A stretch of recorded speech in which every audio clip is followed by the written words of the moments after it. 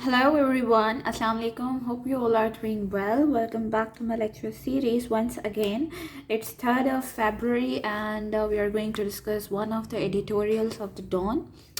तो आज का जो मैंने सिलेक्ट किया है वो सुप्रीम कोर्ट के हवाले से है। मतलब उन्होंने जो जजमेंट दी है लोकल गवर्नमेंट के केस पे, जो कि अर्बन सिंध में यानी कराची में कुछ पार्टीज़ का एहतजाज चल रहा था लोकल गवर्नमेंट के जो अमेंडमेंट हुए हैं लॉस उस हवाले से।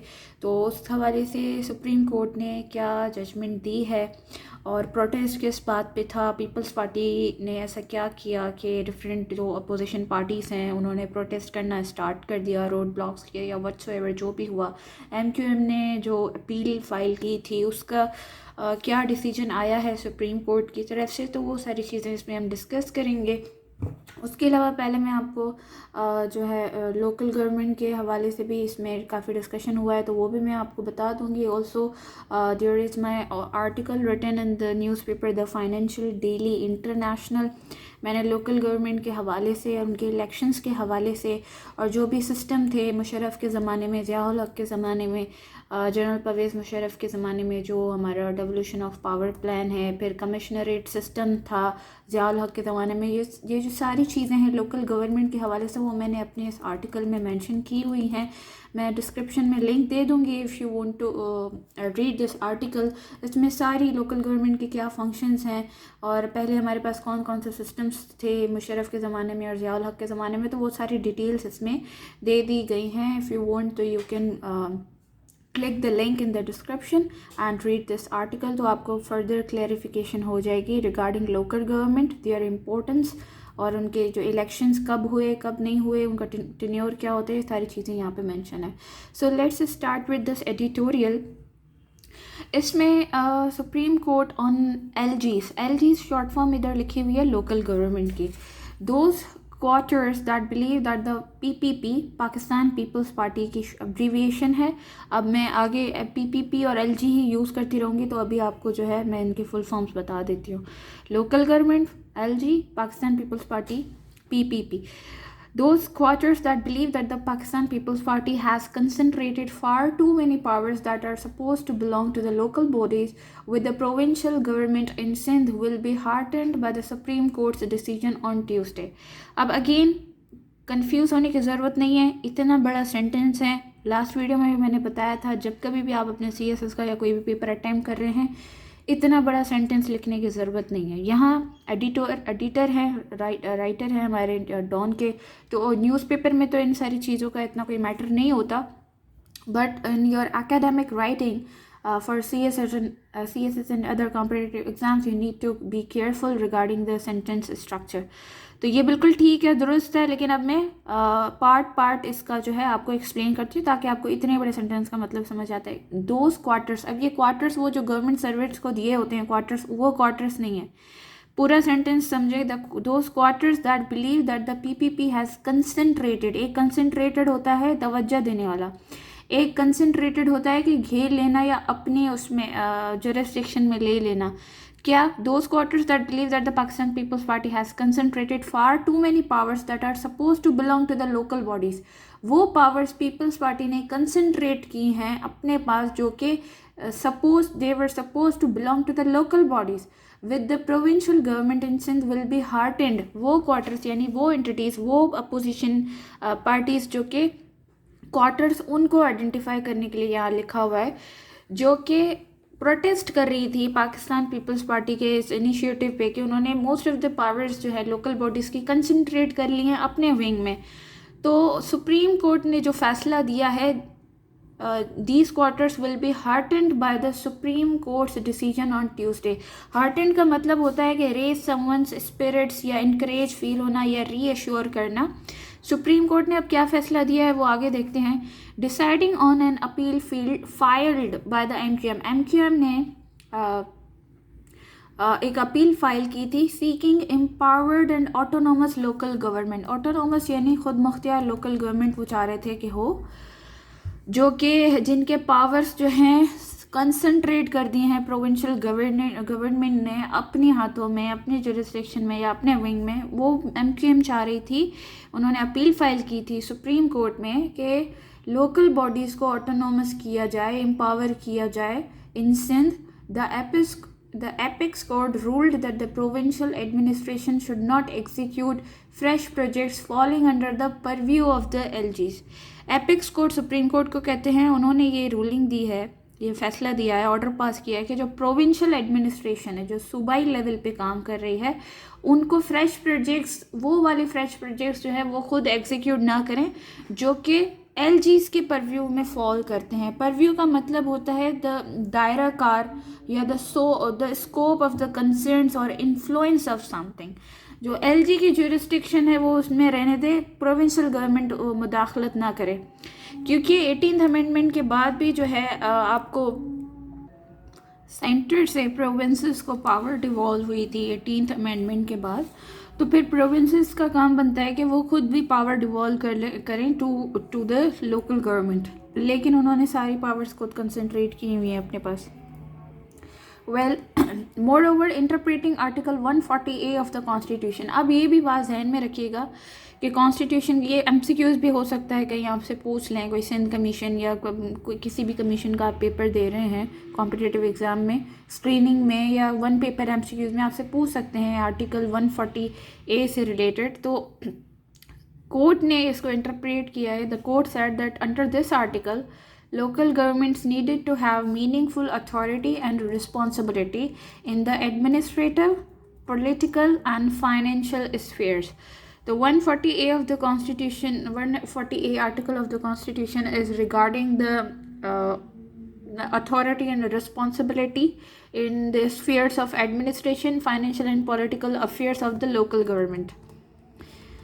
This is indeed a legal and moral victory for the parties. ये बेशक एक जो कानूनी जंग वो लड़ रहे थे या मोरल विक्ट्री है उनके लिए, फॉर द पार्टीज़, वो पार्टीज़, अपोजिशन पार्टीज सिंध में, that believe that Pakistan peoples Party का जो 2013 वाला लोकल गवर्नमेंट लॉ है उसको वायलेट किया गया है. उसकी सारी जो कॉन्स्टिट्यूशनल रिक्वायरमेंट्स हैं उनको वायलेट किया गया था. बल्दियाती निज़ाम जो पाकिस्तान पीपल्स पार्टी लाना चाह रही है सिंध में, उस हवाले से ये कह रहे हैं. Moreover the Pakistan peoples Party attempts to amend the law late last year were also met with scorn by the opposition in Sindh.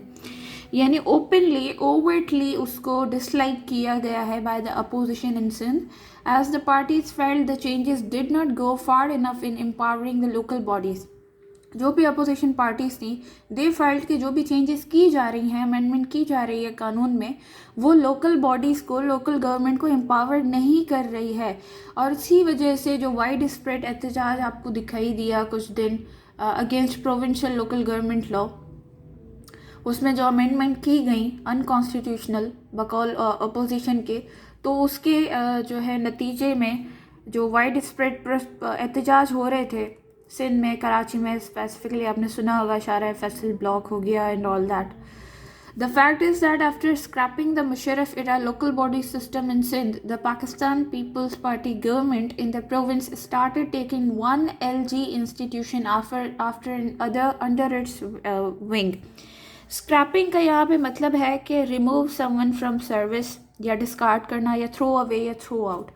तो मुशर्रफ के बाद जो है, मुशर्रफ इरा के बाद जो भी लोकल बॉडी सिस्टम था सिंध में, पाकिस्तान पीपल्स पार्टी एक के बाद एक जितने भी लोकल गवर्नमेंट इंस्टीट्यूशंस हैं वो अपने विंग में लेती गई, effectively turning the Sindh administration into a glorified municipality.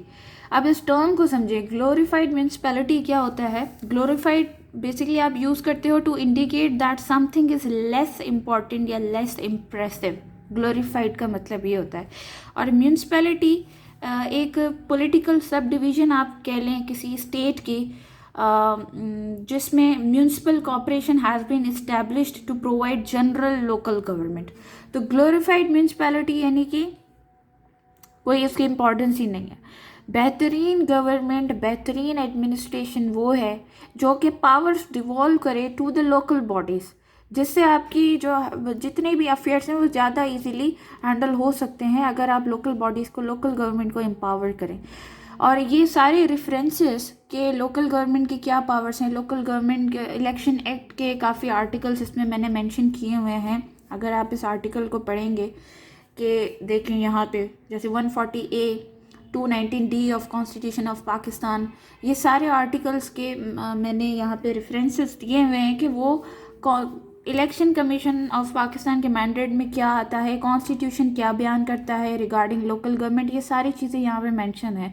तो आप अगर इसको रीड कर लेंगे इसको, तो आपको बहुत ज़्यादा अच्छे से नॉलेज हो जाएगी लोकल गवर्नमेंट के बारे में। However the impact of these moves on urban Sindh, urban Sindh में काफ़ी सारे, जैसे कराची हो गया, सक्खर हो गया, हैदराबाद हो गया, ये सारे अर्बन सिंध में काउंट होते हैं।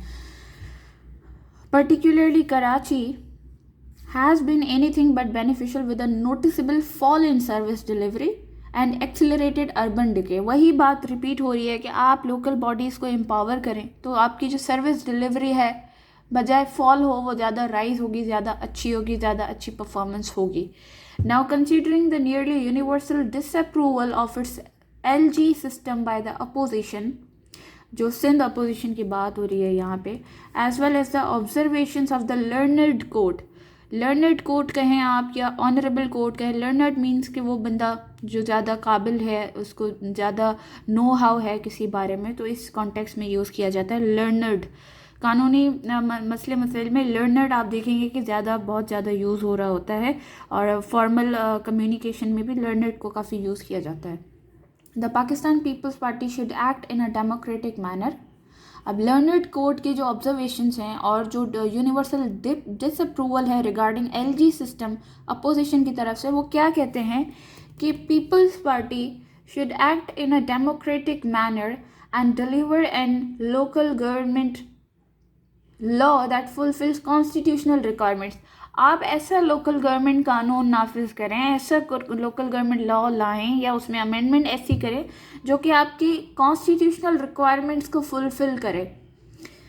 The Supreme Court has said in black and white that local bodies must be empowered, hence this is what the amended law must reflect. आप अगर जो LG लॉ, आपका लोकल गवर्नमेंट का लॉ है, उसको अमेंड कर रहे हैं तो अमेंडमेंट ऐसी हो कि आपकी कॉन्स्टिट्यूशनल रिक्वायरमेंट्स पूरी हो रही हों, hence your local bodies are being empowered, ना कि उनकी जो भी पावर्स हैं वो आप जो है अपने विंग में ले लें, उसको कॉन्सेंट्रेट कर दें।